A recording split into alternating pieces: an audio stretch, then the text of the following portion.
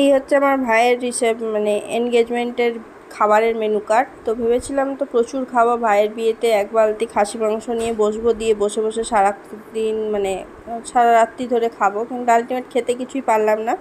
তবে আমার বর মোটামুটি সব রকম টেস্ট করেছে, চিকেন, মাটন, ফিশ কিচ্ছু ছাড়েনি, সব টেস্ট করে করে কোনটা ভালো কোনটা খারাপ। জামাই মানুষ তো যেমন হয়, শ্বশুর বাড়ির নিন্দা যদি বের করতে পারে খুবই ভালো লাগে। তো এখানে বসে বসে খাচ্ছিল আর এটা ভালো এটা খারাপ বের করছিল। তো এই যে আমি মাটন নিয়েছি, তবে বেশিরভাগটাই ফেলে রেখেছি কারণ পুরোটা খেতে পারছিলাম না, আর ভেবেছিলাম অনেকটাই খাবো কিন্তু খেতে পারলাম না। তারপর চাটনি, পাঁপড়, মিষ্টি তো আছেই।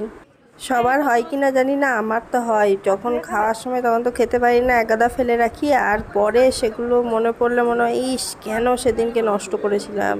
এরকম কি সবার হয়? আমার তো হয়।